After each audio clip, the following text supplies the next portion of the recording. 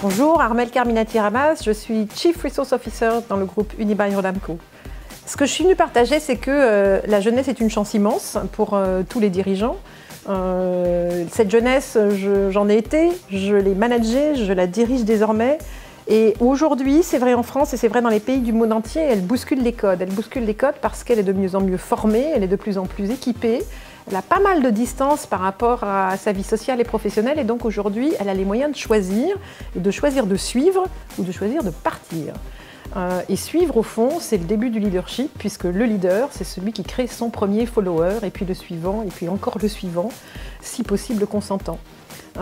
C'est une jeunesse qui est aujourd'hui suréquipée, surconnectée, hyper connectée. D'ailleurs, jeunesse ou pas, aujourd'hui, on est bien plus connecté à la maison qu'au bureau ou que sur son lieu de travail en général.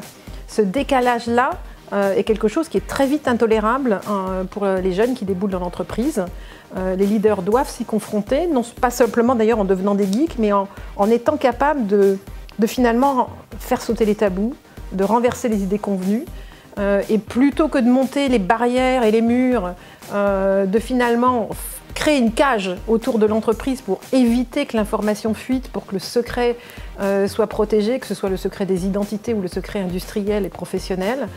Ce que l'on voit aujourd'hui, c'est que les leaders les plus éclairés sont ceux qui font sauter les frontières, qui finalement donnent ce degré de liberté-là, et c'est rendu au centuple par toute une jeunesse qui est désormais hyper connectée. Et ce réseau-là, quand il est mis à disposition comme stimulant de l'entreprise et comme ressource même d'ailleurs, extramuros de l'entreprise, c'est un fuel extraordinaire. Comment manager l'enfant dont on a fait le roi de nos sociétés?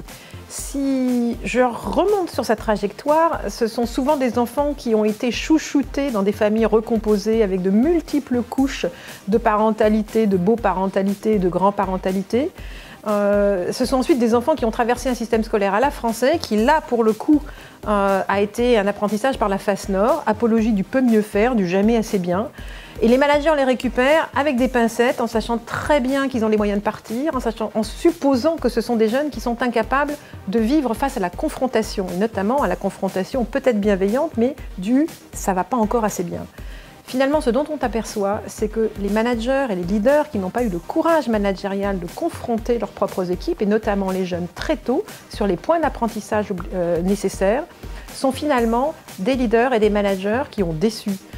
Les jeunes partent avec alors une certaine frustration parce qu'ils n'ont pas eu l'occasion d'apprendre, parce qu'ils n'ont pas eu l'occasion de gravir les marches les unes après les autres, de suivre la colonne vertébrale qui pour le coup est un garant d'apprentissage.